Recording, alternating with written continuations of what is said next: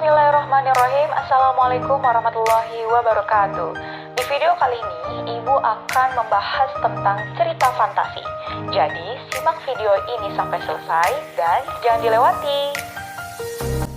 Sebelum ke pembahasannya, apakah kalian pernah menonton salah satu film yang Ibu tayangkan?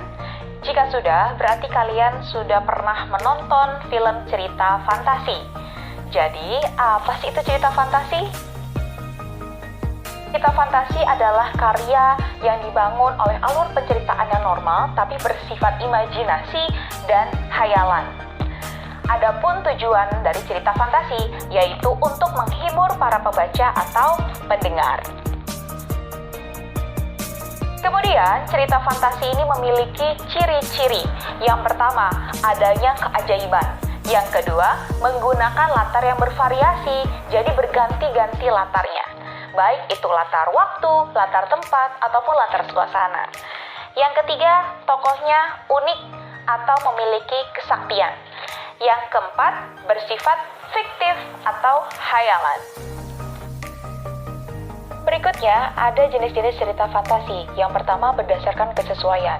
Berdasarkan kesesuaian ini memiliki dua macam, yaitu fantasi total, yaitu cerita yang tidak akan ditemui di dunia nyata. Jadi, penuh dengan imajinasi dan hayalan. Kemudian, ada fantasi irisan, yaitu fantasi yang masih mengkaitkan nama, tempat, kejadian yang di dalam dunia nyata. Jenis yang kedua yaitu berdasarkan latar cerita. Ada dua macam. Yang pertama, latar sejaman, yaitu cerita yang menggunakan satu zaman. Misalnya zaman sekarang, atau bisa menggunakan zaman lampau saja, ataupun bisa menggunakan zaman yang akan datang. Kemudian yang kedua, latar lintas waktu, yaitu cerita yang menggunakan dua latar atau dua masa. Jadi misalnya menggunakan masa yang saat ini dengan masa prasejarah atau masa sekarang dengan masa yang akan datang. Berikutnya adalah hal yang terpenting di dalam teks cerita fantasi, yaitu unsur pembangun. Yang pertama, tema. Tema ini adalah ide untuk membangun sebuah cerita. Yang kedua, ada tokoh dan penokohan. Penokohan ini adalah karakteristik atau sifat dari tokoh. Yang ketiga, ada latar. Latar ini dibagi menjadi tiga. Ada latar tempat, latar waktu, dan latar suasana. Yang keempat, ada unsur peristiwa, yaitu di mana urutan peristiwa dari awal sampai akhir itu harus benar-benar jelas karena agar dapat dipahami ceritanya oleh para pembaca atau pendengar. Yang kelima, yaitu amanat. Amanat ini adalah pesan moral yang terkandung di dalam cerita. Kemudian, ada struktur cerita fantasi. Karena kita mempelajari sebuah teks, jadi kita harus mengetahui struktur teks cerita fantasi atau susunan. Yang pertama, ada orientasi. Orientasi ini berisi mengenai pengenalan tokoh, kejadian, atau tempat di dalam cerita. Yang kedua, ada komplikasi. Komplikasi ini berisi permasalahan apa yang sedang terjadi dalam cerita. Yang ketiga adalah resolusi, yaitu berisi penyelesaian masalah. Baik, berikutnya adalah contoh teks cerita fantasi yang sudah ditentukan dengan struktur teks cerita fantasi. Judul teksnya adalah Dunia Manisan, yang dimana yang sudah diketahui atau ditentukan bagian mana yang berupa orientasi. Nah, yang berupa orientasi adalah tulisan yang diwarnai warna hijau, di mana kalimat tersebut itu pengenalan tokoh. Yang berikutnya, yang warna ungu itu adalah paragraf mengenai komplikasi, di mana munculnya sampai puncaknya masalah itu terjadi.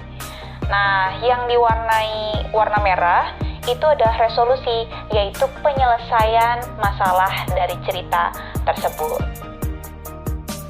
Selanjutnya adalah kebahasaan dari teks cerita fantasi, yaitu bahasa yang digunakan di dalam teks cerita fantasi.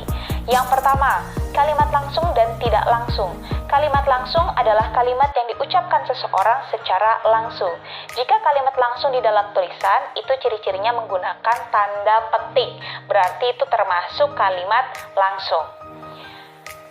Berikutnya, kalimat tidak langsung, yaitu kalimat yang memberitahukan perkataan orang lain dalam bentuk kalimat berita. Contohnya menggunakan kata dia mengatakan bahwa, atau katanya, dan lain sebagainya. Kemudian, yang kedua, kata ganti. Kata ganti ini ada kata ganti orang pertama, yaitu yang menggunakan kata aku, saya, ku, kami, kita. Nah, itu kata ganti orang pertama. Yang berikutnya kata ganti orang kedua. Kata ganti orang kedua yaitu kamu, anda, engkau, mu, kalian, kalian semua. Berikutnya kata ganti orang ketiga. Berarti kata ganti orang ketiga. Berarti dia, ia, beliau, mereka. Nah, seperti itu.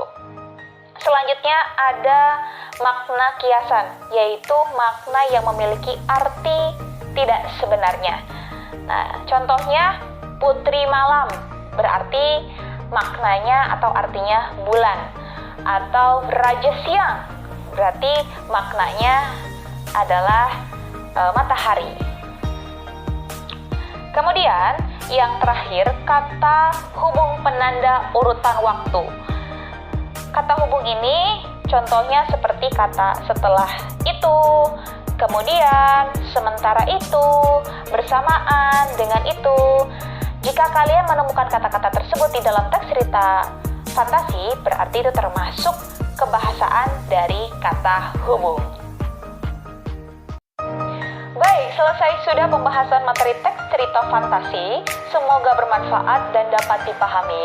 Tapi, jika masih ada yang kurang paham, silahkan putar ulang video ini dan pahami kembali. Semoga dapat dimengerti. Saya Ibu Alma Patrini Rohiana. Terima kasih. Sampai jumpa di video berikutnya. Assalamualaikum warahmatullahi wabarakatuh.